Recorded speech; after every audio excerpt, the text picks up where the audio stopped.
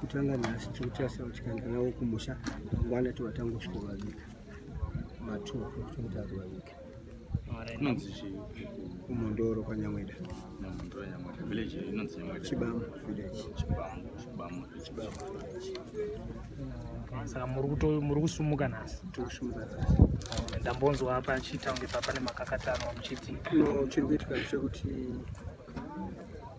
tabatsirwa zvakanyanya nevanga vachimedheta ndokunga pambo kubuda mashoko asina kunaka ekuti zvanga zvichiita kunge zvinonzi isusu tiri kukwikwidzana nemusangano neSANU-PF. No, hapana chinhu kana chimwe chete changokwikwidzana neSANU-PF. Mafamilies ega vanga vachingotadza kunzwisisana. Izvo zvinotoda manje ivo vanga vachitraya kunge pane mumwe anonzi tochiseremoni munhu akangoti inini imimi handikuverengei tipei kupuro titi tarambana nhasi kushanda nemwana wanyakufa ndiye wanoswa imimi handikusive. muri kuti George Seremoni ndeuda iyi hanzvadzi yamai Mafunga.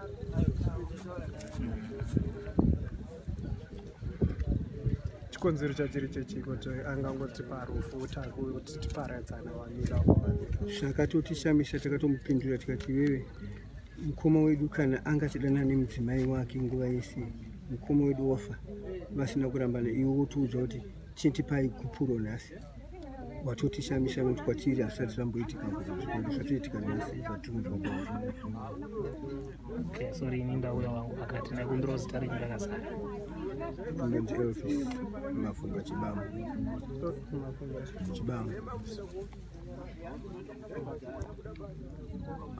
pamwe pane patisina kukwanisa kunge tichinzwa sevanhu vanonoka kubatidza mushini. Takachida kuziva kuti muchiri kuasistwa here nestate panyaya yeburial yekutakura mutumbi kubva kuno kusvika kumondoro nekuzonovigawo zvinosanganisira even chikafu chichadya vanhu sezvo tingoziva kuti rufu rwaane mazuva ruripo. Vehurumende vari kupfuurira here vachikubatsirai kana kuti handisati ndanyatsoziva asi pana ofisi vekuarmy vanga vari papa vanga vachifanirwa kuviga vari kuedza pavanogona kuti vatibatsire because venyaradzo vatotichedza kuti mubise kofini yenyu muone kuti mungaise kupi. Saka tabva zvatotishamisa kuti hasisina value kana mumaoko medu kana ari mumaoko memudzimai medu anenge achine value asi kana zvatonzi takurai sekushinga kwatava takangoitawo tinotoshinga kuti hama yedu titakure asi ndovimba kuti vari kutibatsira veama ava vachatibatsira nokuti vavimbisa kuti vanotibatsira since zvanga zvichingoitwa nestate. pane mashoko akamhenga ataurika here kuburikidza naComrade mufi kuti vanoda kuvigirwa kumusha havadi kuvigirwa kuprovinsi yekuno zveprovinsi isusu havana kubvira vachitaurira zvekuti handidi kuvigwa kuprovinsi kana kuprovinsi kune problem because ishuviro munhu wese kuti anoda kuitwa poor hero status. Ivo vaingotaura chete kuti inini ndiri kuda kuvigwa kupi kumusha apa. Havana kumbobvira vati pane anything chakaipa neSANU-PF because mukoma munhu aitoti akakunzwa kuti warasika kwara hamuchatowirirana kana dai uri munin'ina kana dai uri amai kana dai uri avo once wangoti iwowe handisasapota SANU-PF wotoziva kuti neukama newe kana ipapo hamuchatowirirana. Munhu anga achida pati yake munhu anga achida pati yake zvinhu zvakapfungidza achimira nayo nguva dzese pese kana akatongokunzwa chete kuti wanga uchifamba nemunhu weMDC wotoziva kuti newe hamuchawirirana. zvokuti kupuhwa provincial hero status hachisi chishamiso kwamuri nokuti mamuchiziva mabasa ake nemwoyo wake nekutsigira kwake zvinhu zvatanitoziva kuti zviri obvious because munhu anga achida zvisiri zvokuti anoti because ndoda kuenda kuti ndione kuti ndine chinhano chakati mupati iye pamwoyo pake apa anga ane sanpf at heart. Hatichaziva uyo aida kuti ngavapuwe kukuru because isusu pese pavanga vachirwara vachiita sei mudzimai wacho nesu tanga tichifambidzana zvakanaka. Kubvira kumashure kwese hapana kana zuva rimwe chete ratinoblema mukadzi wacho kuti pane paakambotiitira chinhu chakaipa. Kurwara chero pavazofa pamusuwo yefriday akatotifonera kusenseni zvinhu zvese zvanzvifamba kuti smooth.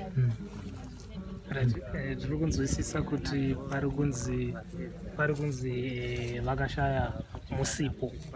Pane mashoko ari kutaurika ekuti imimi hamuna kunge muchionekera pakurwara kwavo, makazongobudikira parufu ende makutoti munhu ndewedu. Munoti kudini mashoko? Zvinodaro kuti taitaura nyaya iyi matanga tiri vitatu. Mwana wacho musikana achitaura izvozvo kuti vanhu havangobudikira parufu. Anonzani mwana? Sibongile Mafungu. Tato mwana mukomana ndiye wandazofunza kune vanga varimo vese kuti funzai mukomana kuti kubvira paakamborwara pasiri apa pamashure pacho munana machepe tese nehadzadzi dzangu dzaitogara pahospital, vaitogara pawest end and hapana mari. Ndongo yandaitotengesawo fodya, mari yangu ndaitobhadhara $US kubhadharira mukomo and nemukomo wangu chero ivo amaiguru vangu hatina patakambotukana kana kuti pane problem. Pese apa mukoma vasingarwari vachirwara dambudziko tatotanga kuriona ipapa apa kuti pangochinja zvinhu because ndo ranga riri chiri shuviro yedu yokuti mukoma wedu avigwe. Zvese zvanga zvichiitika izvi hatina kana chatandichiziva, saka anenge akacheresa kuvaka ndiye anenge ari responsible because isusu vanga vachimhanyisa maprograms ehurumende vakaenda nemapepa ekuti vadeclarewa kuti vapuwa status. Takavatsanangurira kuti tatenda kuenda zvayaita pamukoma wedu hero status but mukoma vachavigwa muchamusa process anything kana muchitotaura taurai neverequest process mapepasi. Takatarisa isusu kuenda kumuri kuita kumondoro. Tiri kunzwisisa kuti pane kudhonzerana nevemakarorera and nezuro panotaurika kuti pakazenge patouya mapurisa kuti bhodhi ikwanise kunge ichienda. Saka uku kwamakuda kunoviga pane allowance here yekuti ava muri kuvagamuchira here vakadzi ma-inlaws enyu? Ama-inlaws vanhu vatagara tisina dambudziko navo. Sandataura kubvira pekutanga kuti mukadzi wedu nema-inlaws nesu hapana patakambotukana, kunyanya ana baba vacho avo. Ana baba vacho vese vanhu vane rukudzo rwakanyanya. Mumwe chete chete watareva iyeyo ndiye akangozvikudza zvokuti vakatoshamawo nezvaakaita. Ivo vanga vachitoshamiswa kana patakagara pekutanga kubvira musi wefriday wavanzi vafa tichivafonera tichiita zvese. Ana baba vacho hatina problem navo, chero kubvira day 1 vaingoti vakuwasha izvi zviri kwamuri. Asi mungava muri kutaura chokwadi here? Nokuti kana takatarisa patori neprogram yekuti munhu akunovigwa kuheroes, ingava iri decision yemunhu wani uyu here uyu kana takatarisa kana yes vanenge vachiwanda kubuda pachokwadi, asi kwatiri isusu tinenge tanyeba. Munhu iyeye akauya nepower rakanyanya nokuti hazvina kuitika zvakangoitika mu5 minutes kuti tiri kubva kutonogara navo patendi pavo pavangara. Iye anga asipo kusvika kwaakangoita chete zvakabva zvachinja maifenzesi. Akabva angotiteera apa kusvikobata mwana wedu kuti uyu ndinda kufamba naye, asi sinei nemi. Haana umboda kuita zvekubata-bata madzimai kusvika kwatamuita isusu kubvira abva kuhondo. Haana umbotsvaga mumwe mukadzi, akangoramba ane mukadzi waakatsvaga ari kunoku kusvikira azofa. Ndiye mukadzi wake vanga ainaye, kana zvemagirlfriends anga asingaiti. Makambobvunzawo here mudzimai wenyu kuti ko izvi zvaakuitwa izvi naye muramu zvafamba sei? Akakuti iwo kudii? Ndakamubvunza nesuro taona tavateera kuti ko chiko chaakuitika ichi ndopakabva pauya iye watiri kureva uyu kuti akabva asikuti handisi kuda kuti mutaure nehanzvadzi yangu ibva yaka, handisi kuda ndikuprotecta hanzvadzi yangu kubva kwamuri. Ndopatakatora kubvunza kuti zviri kufamba sei, nokuti haungatirambidze kuti tizive kuti mafambiro asiri kuita zviri kufamba sei. Ndo kana makanzwa kuti panga paakuda kuita inenge meremere, tanga taakuti manje no pasasvika apa, kana iwewe uri tezvara wouya kuzotonga mumusha medu, isusu taakuzvipira kuti muchitiuraya, because rudzi kwedu hasati zvamboitika kuti tinotorerwa natezvara anosvikotora hama yedu kuti ndini ndaakuzvifambira, uri ani anofambira hama yedu. Tinotenda pane mamwe mashoko amungada kusiyira. Takatarisa hedu hero status yapuwa hama yedu, muchida kutaurawo nezvenhoroondo yeupenyu hwake kuti vamwewo vasinganzwisisi chinonzi gamba, chii chatingadzidza kubva kumufi pazuva ranhasi? Hero status chekutanga ndoda kutenda government yedu zvakanyanyisa, ende zvese zvaitika pano zvabva zvichiburikidza kubva kuna president vamunangagwa kuti vakati mafamilies vanodecida nezveupenyu hwemunhu wavo, nokuti family ndo inoziva kuti hama yedu yanga yakagara sei. Kubva kwazvouya vakuru vacho vemusangano vauya pano vasiri vanhu vari kumbotsveyama kana kuita sei, vauya vari vanhu vari kuda kugadzirisa, vachitaura ivo kuti isusu hatisiri tinopindira kuti titi ndisu marefu rekuti iwewe ndiwe wahwina iwewe ndiwaita sei. Tinoda kunzwa zvinobva kwamuri mese, totsvaga kuti kodzero yemunhu yakamira sei.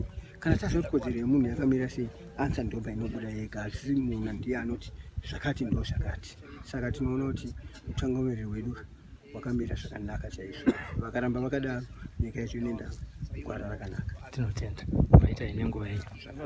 Yes.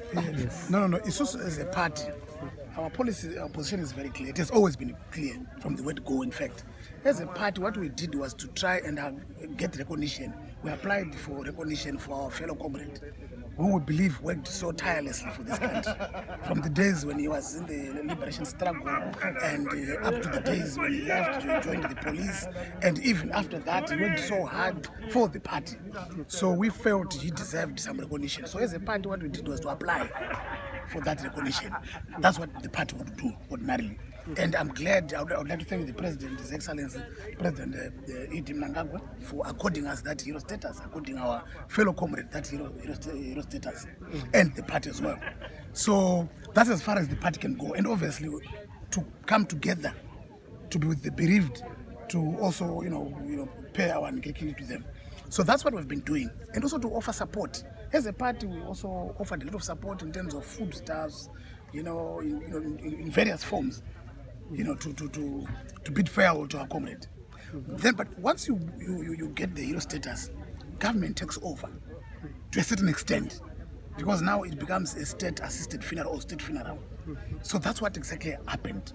So through the provincial development coordinator, Bachiringa, they started working towards in preparation. But however, that didn't mean that the party had made a decision. No. In as far as where the body was going to be laid, that decision can only be made by the family. So, but however, in anticipation of whatever decision was going to be made, we had to prepare as a party, and the government had also to prepare. But however, we were very much aware, and we are alive to the fact that at the end of the day, the final decision lies with the family. And these are discussions that were, going on. Every time there's a funeral, there'll be discussions, even amongst the family members themselves. But as a party, we do not interfere, per se. We do not interfere. We've never interfered, and we do not interfere. Yeah? Where necessary, we try and bring the two parties together so that they can make their decision. But the decision that matters comes from the family. So these are negotiations that were going on between the family members and amongst themselves. So finally, they gave us their position today to say, no, we would be happier, we would prefer to bury one of our own back home in Mondoro. And as a party, we've accepted that. Yes. You see, those preparations would be done ordinarily. They would be done anyway. Once someone is declared a hero, government starts doing what they're supposed to be doing in terms of all the preparation. That's why I see the soldiers are here. Because ordinarily, you'd expect that the person will be buried at the hero's egg. That's what one would expect. But it's not cast in stone. The people who have the final say are the family members. But I'm sure I would want to talk on behalf of the PDC. They're now called PDCs. But I know the government procedures. Once somebody has been declared a hero, certain things have to be in place. Whether the family members will eventually decide to bury the person in Mondoro, it's something else, or to bury the person at their rural place, or but as government, we have to make sure to prepare. It's as really good we've decided. No. Yeah. That's why I'm going to my heroes. Yeah,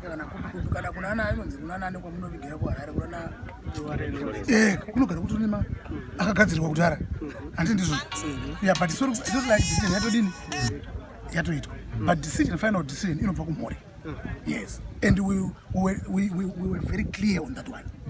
This is why we had to announce, no, the decision has been made, and we accept it as a partner and as government. Okay, probably my last question. We understand that the board now is to be laid in Mondoro. Yes. Are you going to offer the same assistance? No, that's now a different province. The moment the board moves to Marsh West, it's now Marsh West that takes over. Yes. Thank you so much. Yes. But obviously those who want to go there and also pay their last respects, they are free to go there.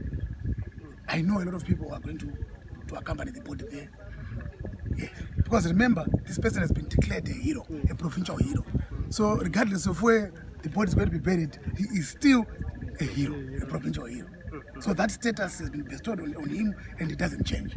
It's regardless of where the person is going to be buried. Yes. Yes. Would we say up to this hour before the body has been buried or taken over to proceed to Mondoro?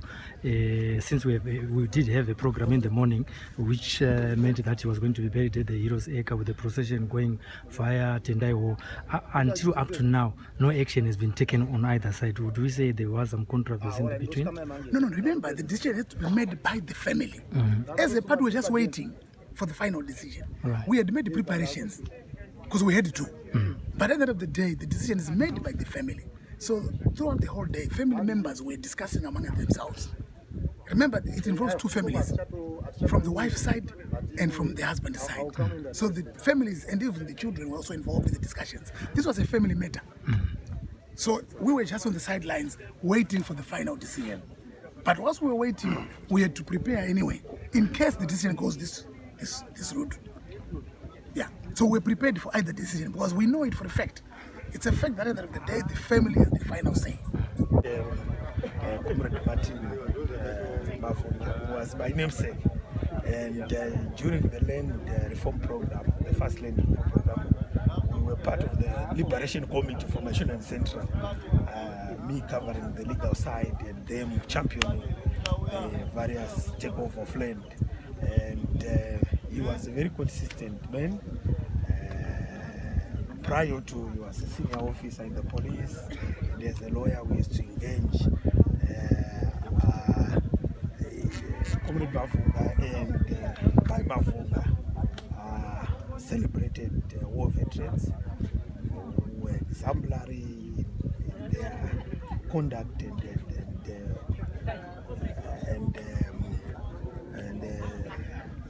nationalistic fever. And I want to urge all the children of the late and the family members to emulate the good example of Comrade Dino Mafunga. He was also very enterprising because in Bindura he was the first tax owner. Dino taxis in Bindura were owned by him, and he was forthright. I recall during the time of the late Elliot Manyika, he would call a spade a spade. And we want such type of personalities who are able to tell leadership the problems of the country without fear or favor.